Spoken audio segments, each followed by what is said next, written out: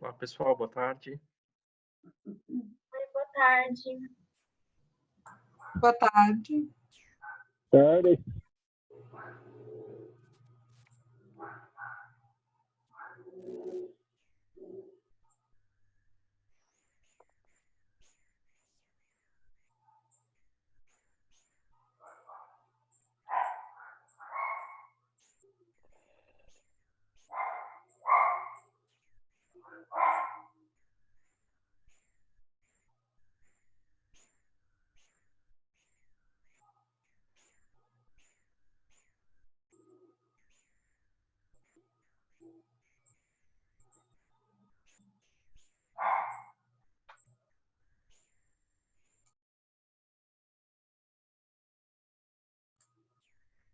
Eu não estou escutando vocês. Que coisa. Mas eu tô te escutando, Simone. Você tá me escutando? Agora Acho que escutei. tá todo mundo em silêncio aqui, Simone, é isso? Aqui a Alessandra estava falando, mas ela não escutava. A Alessandra eu não estou escutando mesmo, né? Acho que ela. Alessandra, eu tô Ela te tá escutando. querendo enganar a gente. Ela tá brincando. Ou é o áudio do fone que não tá vindo? Nem do Eduardo tá dando certo.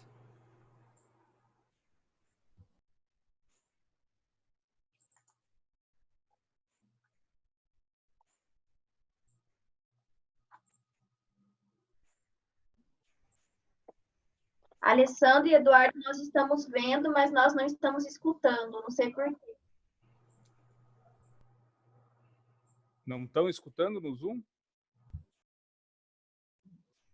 Então, o Júlio eu escutei. Agora, a Simone eu também escutei. Mas a Alessandra eu vi que falou alguma coisa. O Eduardo O microfone da Alessandra está desligado. Tá desligado. Você tá escutando a gente, Alessandra? Não, o teu microfone está desligado no Zoom. Teu microfone está desligado no Zoom, Alessandra. Agora tá ligado. Agora eu escuto você. E eu consigo falar? Sim. Sim. Aí. Deus. Tem que ficar resgatando as pessoas. Pronto, né? agora sim. Então, eu posso ouvir e posso falar. A Letícia está com o microfone desligado. Quem está com o microfone? Agora sim. para não dar um ruído, Não, Eduardo. beleza. É só para... Certo. Então, assim, quem está com o microfone ligado é Rafael, Simone e Alessandra. E a gente está aguardando o Francisco. Então, daí, na hora que ele estiver falando, vocês desligam o microfone. Agora não é muito essencial, porque a gente está esperando. Tem algumas pessoas esperando. Vamos pôr isso, né? O João, o Bruno e a Cláudia.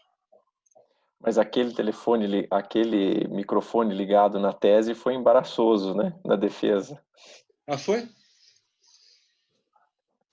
Eu achei muito engraçado. É que a Madalena estava meio perdida. Eu fiquei Ela- desesperado, não Ela sabia. estava falando com o marido. No começo ela estava Coitada. com... É verdade, teve isso, né? Eu tinha esquecido. Coitada. No Meu começo Deus. ela estava com o Quem era? Era a Daisy que E tava estava cantando. ouvindo lá? Era a Daisy? Madalena. Madalena. Ah, tá. É que a Daisy também entrou, daí eu não percebi a Madalena. E ela ficou, acho que 1h30, assim, né? Sem todo mundo falando, né? O teu microfone tá Francisco, ligado, você desligue, tá por favor. verdade. ouvindo a gente? Eu deletei essa história, gente. Esqueci completamente. Coitado. Preciso vai ter que sair. Ele tá lá no Colab de volta, sozinho, e não tá perdido lá. Ué, Peraí. assim não dá. O que Vou é esse reclamar colado às lá? instâncias superiores. No e-mail. Pera. Esse Colab só confundiu a galera. O que a gente vai Não, fazer? pera. É a vida, é o teste. Se a gente não experimentar, a gente não pode... Eu tenho aula lá todas as quartas-feiras no Colab e ele funciona direitinho. Isso Hoje que Mas agora é para voltar para o Zoom, que é um antes que eu mandei. Então, Mas está todo mundo aqui praticamente. Tem mais alguns que precisam ser admitidos. o engraçado é que eu estou fazendo um curso de idioma também, e no Colab a gente também não conseguiu. Teve que voltar para o Zoom. O Colab ele é mais instável. Ah, tá.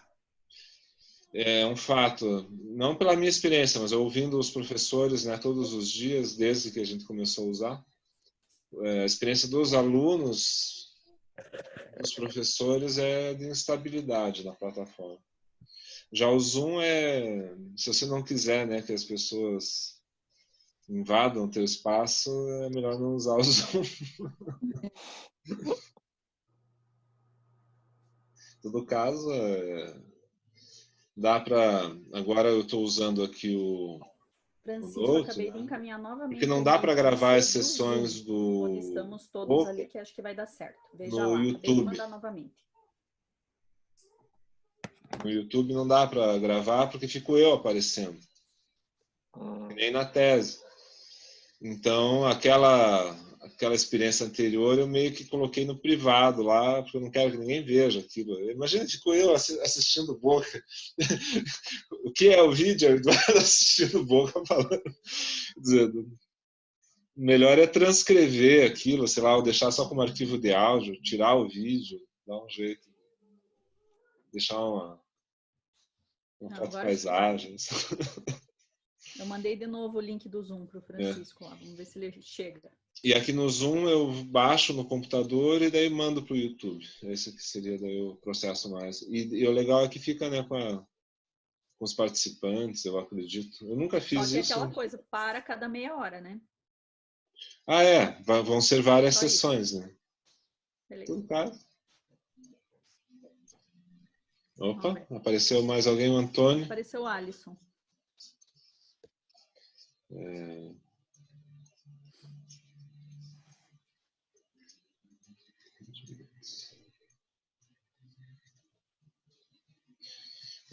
Bom, aqui estão todos já admitidos. Falta o Francisco. Por que o Francisco não entra no WhatsApp dele e não aperta o link que tem como... Porque acho que ele quer ver do notebook. Por isso que eu mando para ele sempre. Mas por que ele não põe o Zoom o WhatsApp no Note, então? Eu acho que ele pôs já. Eu ele acabou de ver minha mensagem. Eu sempre faço assim, eu abro o WhatsApp, do WhatsApp eu entro no link do Eduardo e tudo pelo computador, é bem fácil mesmo. Mas... Saudade da aula presencial. É um boicote por saudade. Enfim, eu estou me girando aí. As minhas lições de informática aplicada ao vídeo estão se aperfeiçoando em ritmo vertiginoso por causa da graduação da PUC. Nossa, tem que, né? Porque a graduação ela exige muita interação com os alunos, né? É muito desgastante para o professor. Eles têm uma dependência muito grande. E eu peguei uma turma a mais nesse semestre para ajudar o curso de filosofia. Então não foi muito fácil para mim, porque coincidiu daí uma coisa com a outra. Opa, tem mais alguém. Francisco. Que bom. Eu me distraindo aqui. Francisco. Francisco está presente. Tipo, tem que esperar baixar. Tá lá ele. Ele está sem microfone, aparentemente. Agora tá. Não aparece o microfone do Francisco aqui. Liga o microfone, Francisco. Tá conectando. Agora ele está sem microfone. Eu vou... Mas eu tô ouvindo você. Sim, agora apareceu o teu microfone. Tem mais alguém querendo entrar. Muito bem. Que inferno, hein? Deu. Que inferno isso. Vai dar certo. Vai dar certo. Acabar logo essa Como diz meu netinho, coronavírus. Coronavírus. Coronavírus é ótimo, né? É pra gente que está lendo SAD. É tudo que a gente gosta, né? Quer dizer, é para gostar, né? Aí saber. No português de Portugal né? Então, agora, Eduardo, agora esse aqui vai continuar no sistema de liga de 40 minutos. E daí volta o mesmo link. Só que volta no mesmo link, né? Não tem problema. Tá. É só uma vez tendo entrado, é um looping constante. Tá. É chato, mas é menos mal, porque o outro eu não sei o que. Você vê, não é o problema do equipamento, porque como é que um entra e o outro não entra, né? Sim, sim.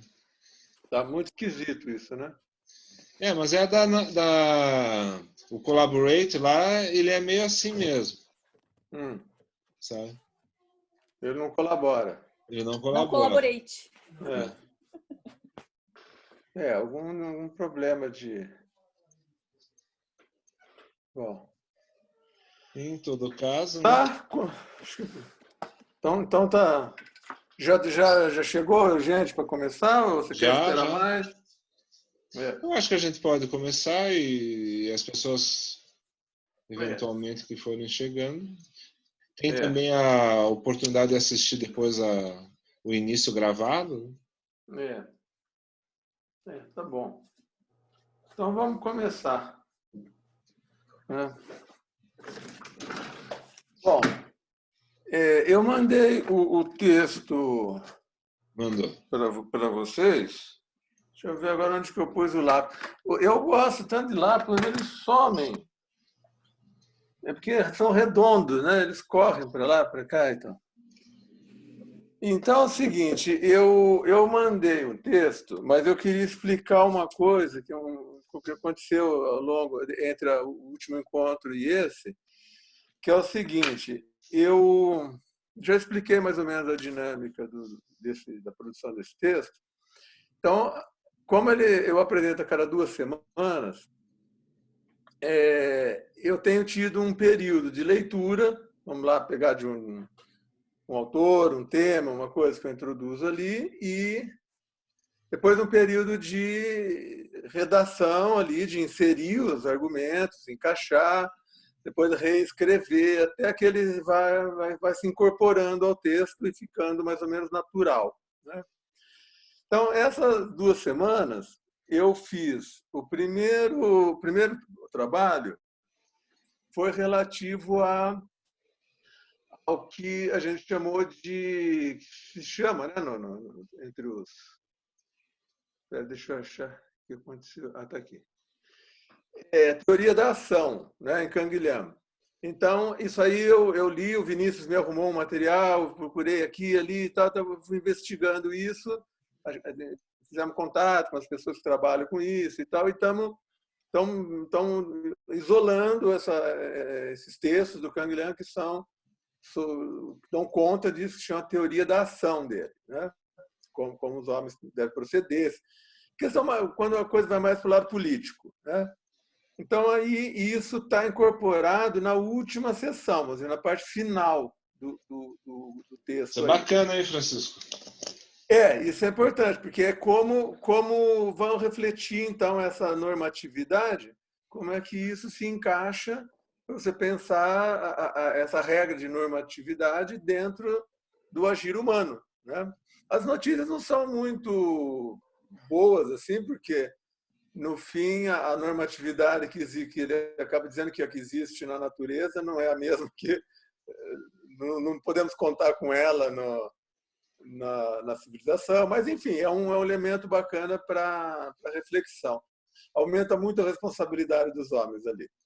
Bom, mas aí, como são 15 dias, eu acabei introduzindo, de intervalo, né?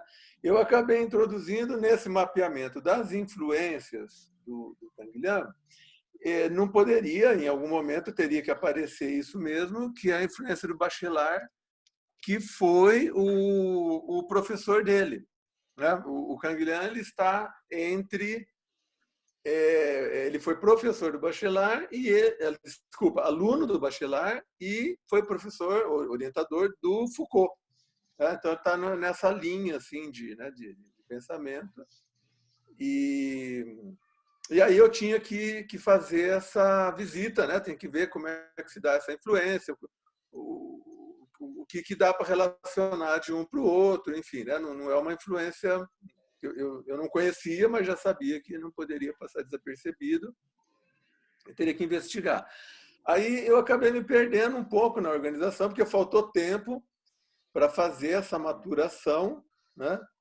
E transformar, então, esse dado, esse elemento aí do Bachelard, em alguma coisa já mais madura no texto. Então, vocês vão ver aí que está muito em nota de rodapé, está naquele processo preliminar, muito em nota de rodapé, inserção aqui, ali, e às vezes essas inserções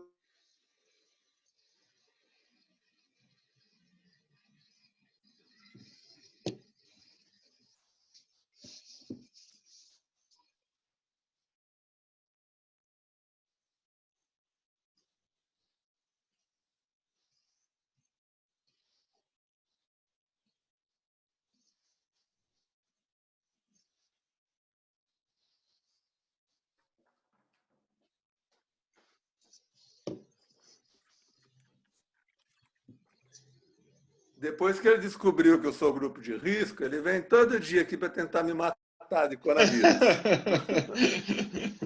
Acho que ele passa em alguma aglomeração. Vamos lá ver o vovô agora. Põe a mão em tudo quanto é maçaneta e tal.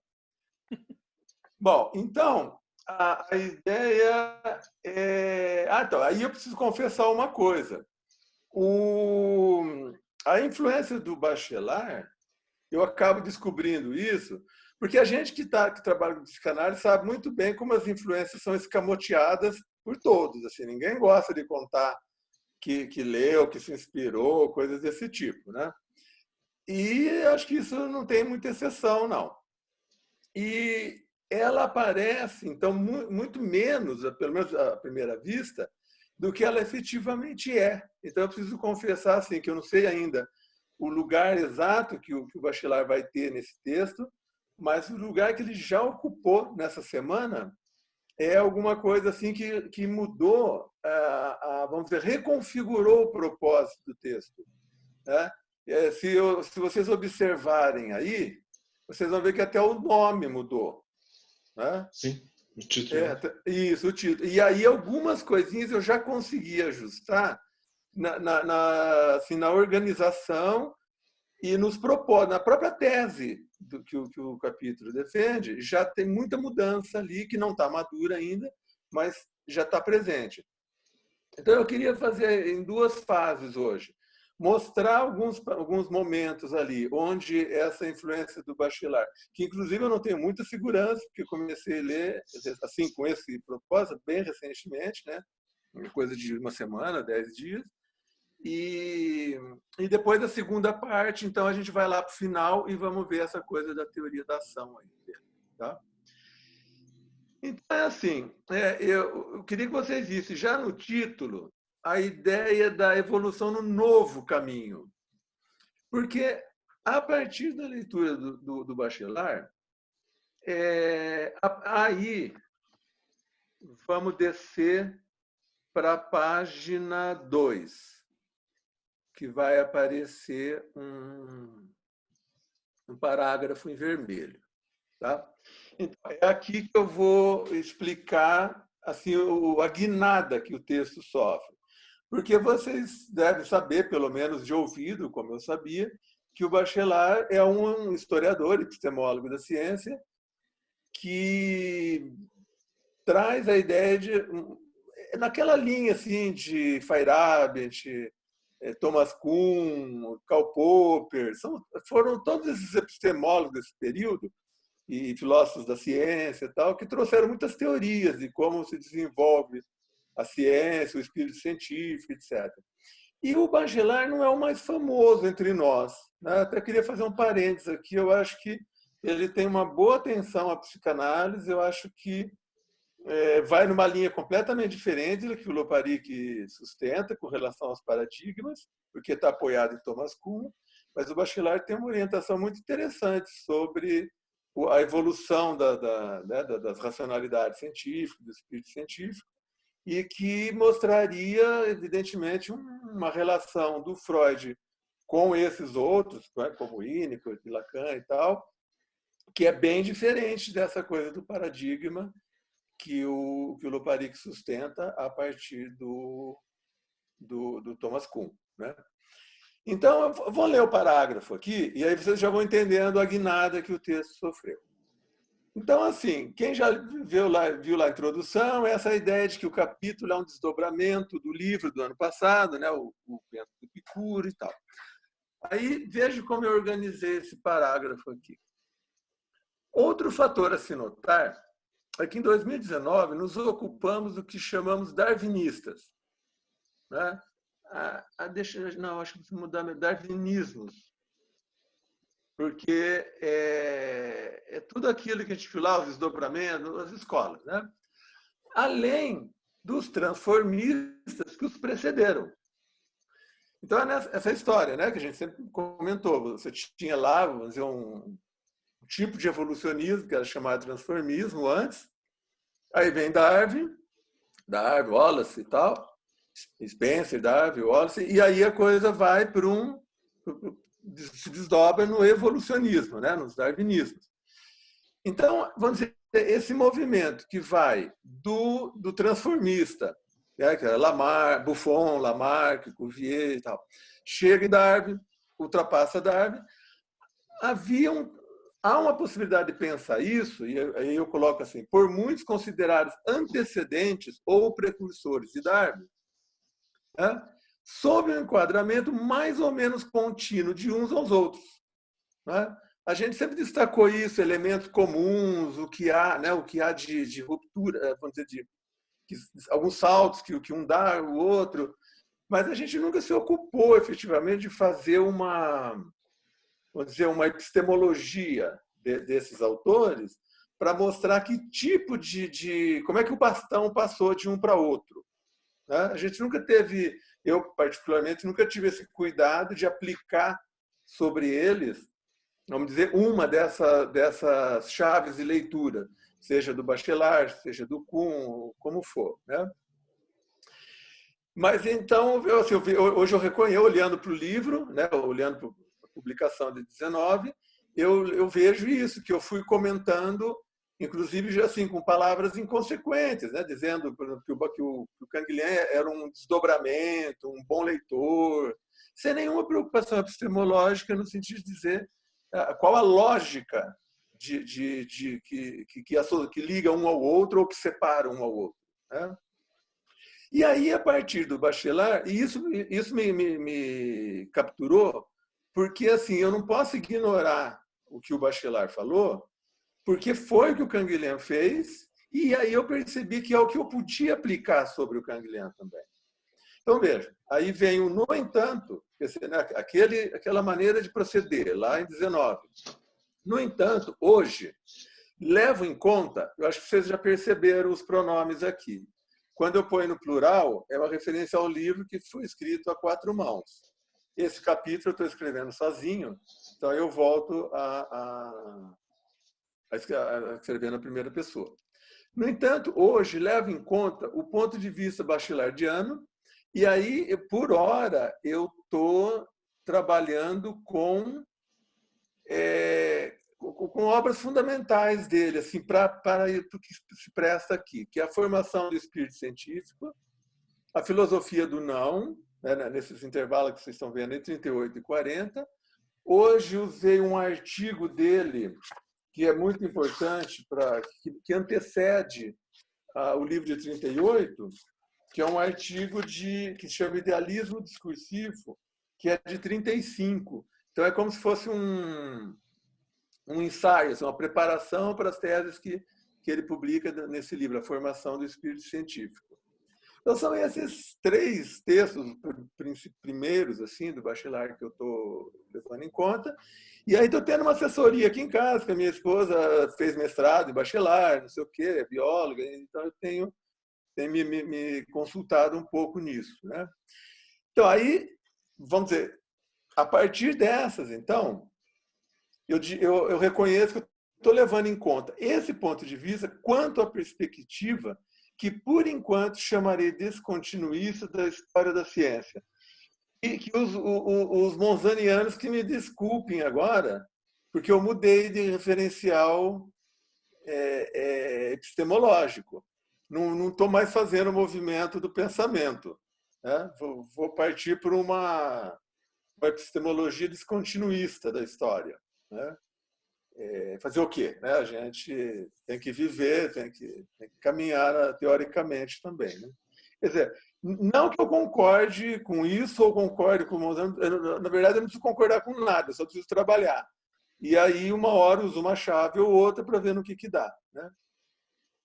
Agora, olha, uma perspectiva que, por enquanto, chamarei descontinuísta, porque, até eu não sei se eu ponho isso em itálico, aspas, porque assim, o descontinuísmo do Bachelard é muito diferente do descontinuísmo, por exemplo, de Feyerabend, ou mesmo de Thomas Kuhn, com os paradigmas que são incomensuráveis.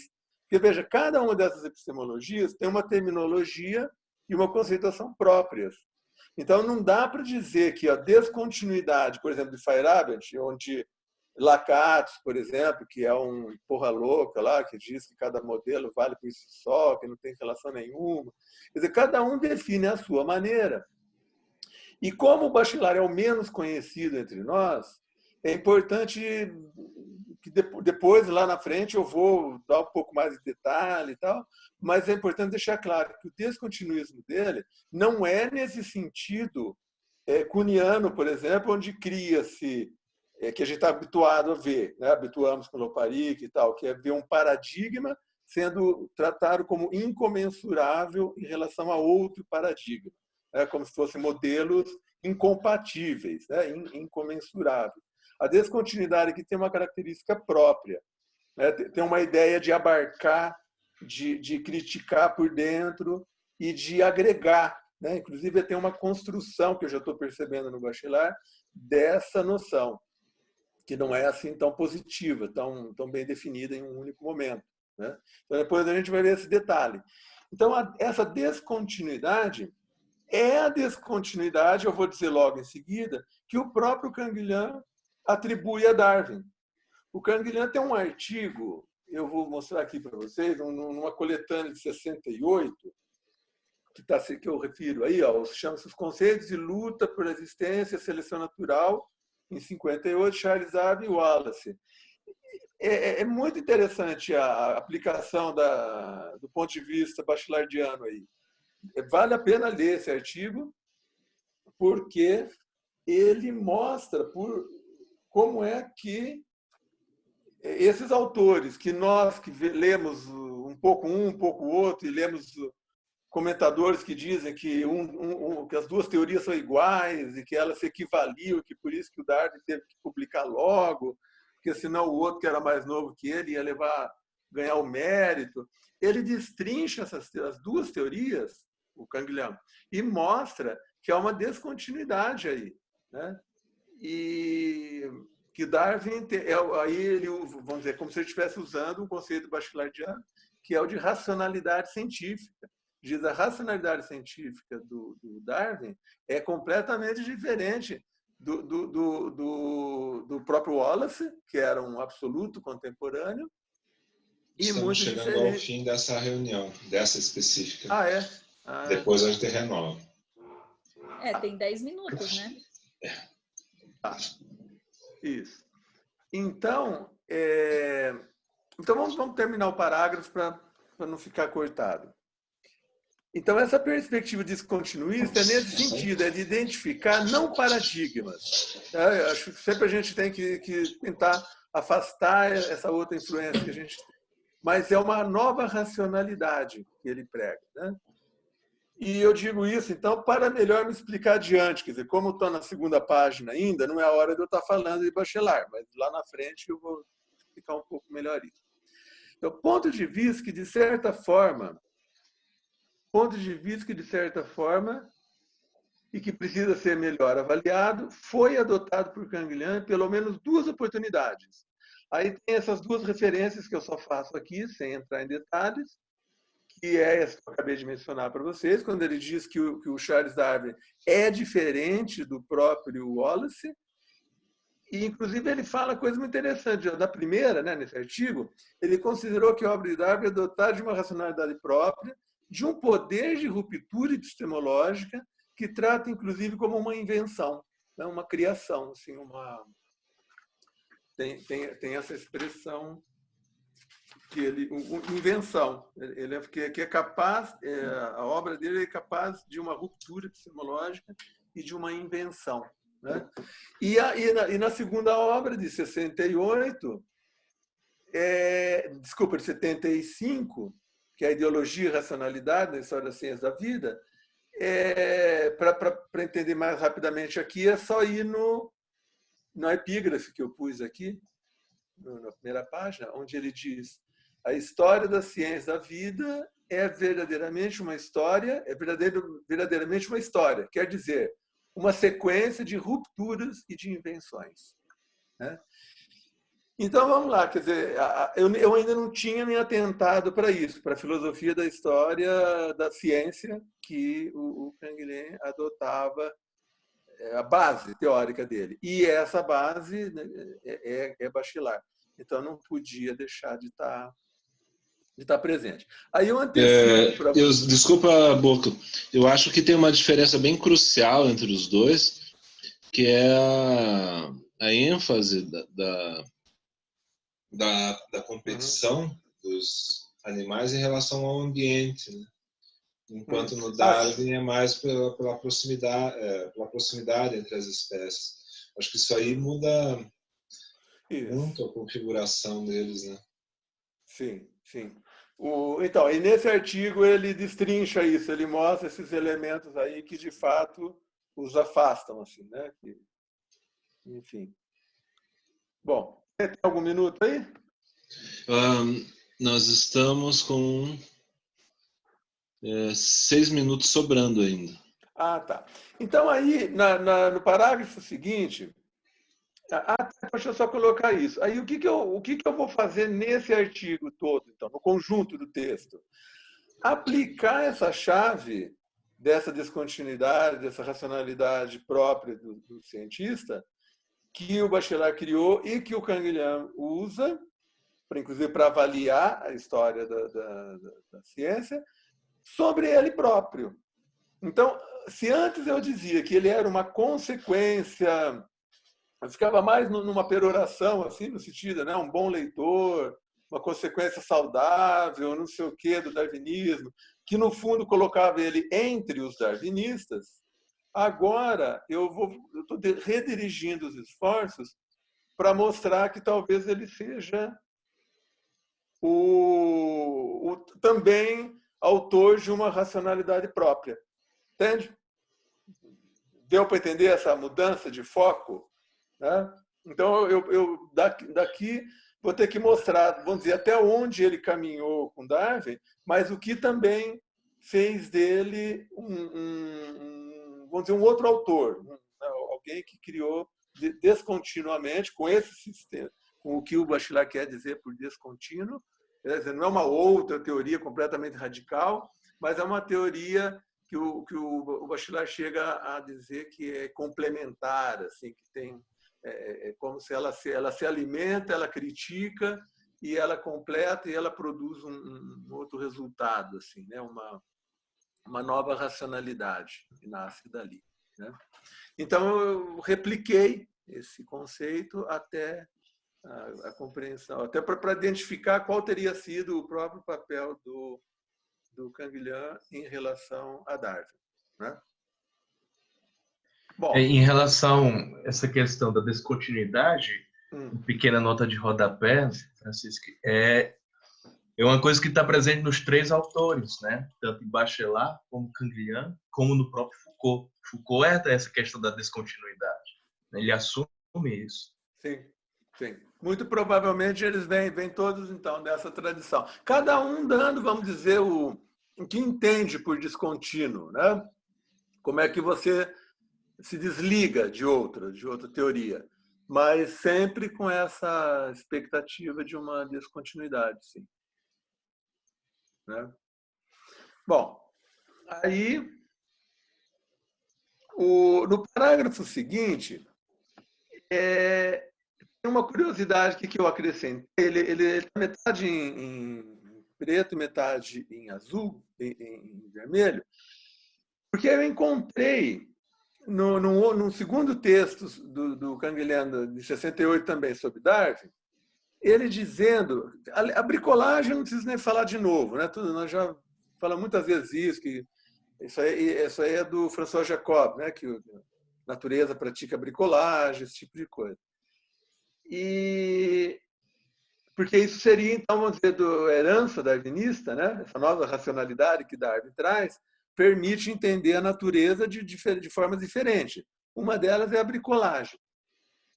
E aí, no próprio Canguilhem, eu achei uma expressão dele, que ele diz aqui, vamos ler a citação.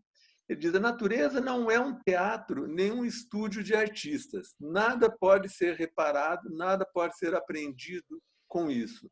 A seleção é apenas uma triagem. Mas a tela não é aqui um instrumento, não é aqui um instrumento. E o que deixa passar não era, de antemão, considerado mais precioso que a triagem. Quer dizer, é uma definição, nem sei se a tradução está boa, depois aqui embaixo está o original. Eu estou fazendo isso apressadamente, só para não deixar sem tradução. Mas é importante porque ele traz uma nova figura. Né? Ao lado da figura da bricolagem, aqui também tem essa figura da triagem. Quer dizer, que a natureza, no processo da seleção, vai, como num hospital, né? Agora, para essas metáforas, quem é que vai viver, quem é que não vai viver, ela vai como que... É uma tela, né? Que barra algumas coisas que passam, outras não passam. Né? Então, me chamou a atenção porque seriam duas maneiras distintas, assim, mas curiosas, que me parecem e próprias de dois autores assim, importantes aqui, e que mostram que seriam herdeiras, né, dessa nova racionalidade que o Darwin trouxe. Né? Agora vai acabar. Tá ok. Um minuto. Tá. Bom, aí poderíamos passar, então, pela minha programação aqui, para a página 21.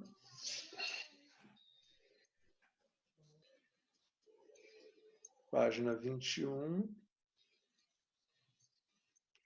Onde aqui eu acrescentei algumas coisas, já introduzindo. Então, daqui nós vamos partir da influência do Bachelard para depois a noção, já aqui ao final do texto, a noção da teoria da ação. Né? Então, porque assim, tudo que está no meio que a gente pulou aqui, e tem várias coisas do Canguilhem inseridas aí no meio, é que o Canguilhem quebra essa noção de conflito, de jogo. Ele usa muito a palavra dialética, mas a dialética dele não é uma dialética de opostos, porque é como se a gente pensasse assim, desde Platão, Kant, Hegel, todo esse jogo de opostos se dá por um tipo de conflito